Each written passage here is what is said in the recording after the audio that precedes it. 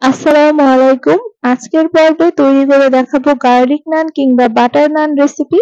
আর এই গার্লিক নান রেসিপি কার কার পছন্দ অবশ্যই কমেন্ট করে জানাবেন।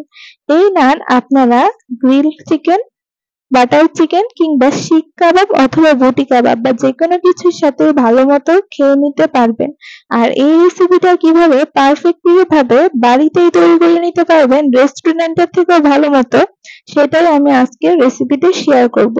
এর জন্য আমি এখানে একটি বলের মধ্যে 4 কাপের মতো ময়দা নিয়ে নিলাম, সামান্য একটু লবণ দিয়ে দিলাম আর 3 চামচের মতো চিনি দিয়ে দিলাম। এবার এখানে আমি 1 চামচের মতন ইস্ট দিলাম এবং 3 চামচের মতো সয়াবিন তেল দিয়ে দিলাম। অনেকেরই মনে হয় যে ইস্ট দিলে ইস্টের গন্ধ লাগে, কিন্তু সঠিক পরিমাণ ইস্ট যদি আপনারা ব্যবহার করুন তাহলে অবশ্যই আপনাদের এই ইস্টের গন্ধটা একদমই লাগবে না। এবার আমি এখানে প্রায় 1 কাপের মতন দুধ দিয়ে দিলাম আর এই সম্পূর্ণ ডোটি তৈরি করার জন্য আমি পানি ব্যবহার করব না, পুরো ডোটি আমি দুধ দিয়ে গুলিয়ে নিব।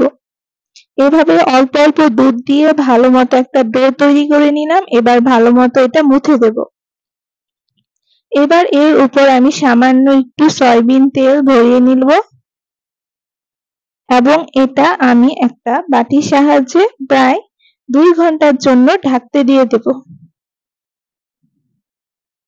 2 ঘন্টা পর আমি ঢাকনাটা খুলে নিচ্ছি। দেখতেই পাচ্ছেন ডোটা কতটা ফুলে এসেছে। এবার এটা আমি আরো ভালো মতো মুথে নেব। ডোটা ভালো মতো হাত দিয়ে আলতোভাবে মুথে নিতে হবে যাতে এটা আরো বেশি সফট হয়। আর এটা যত ভালো মতো মুথে নেওয়া হবে ততটাই সফট হবে। এবার আমি এখানে সামান্য একটু ডো নিয়ে এটা রুটির মতো বেলে নেব। এর উপর সামান্য একটু ময়দা দিয়ে দিলাম এবং এটা ভালো মতো চারপাশ চেপে ভালো মতো বেলে নেব। সামান্য একটু মোটা করে বেলে নিতে হবে।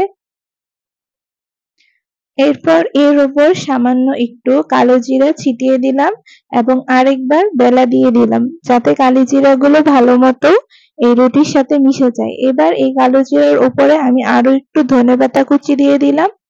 এখানে আমি অল্প একটু ধনেপাতা কুচি দিয়ে আবারও ভালো মতো বেলে নিলাম।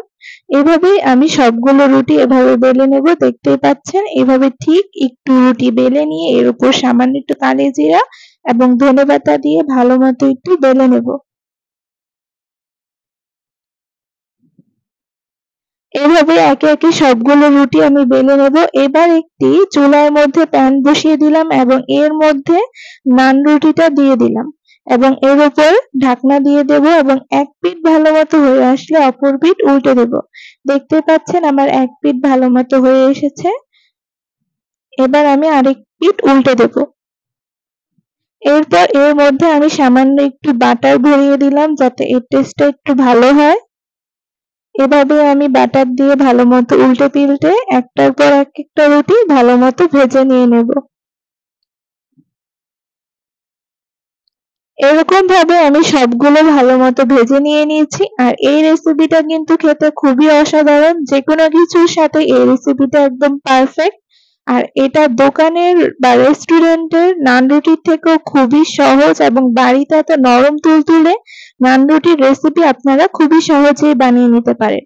আর এই রেসিপিটা যদি ভালো লাগে অবশ্যই লাইক, কমেন্ট এবং সাবস্ক্রাইব করবেন। সবাইকে অসংখ্য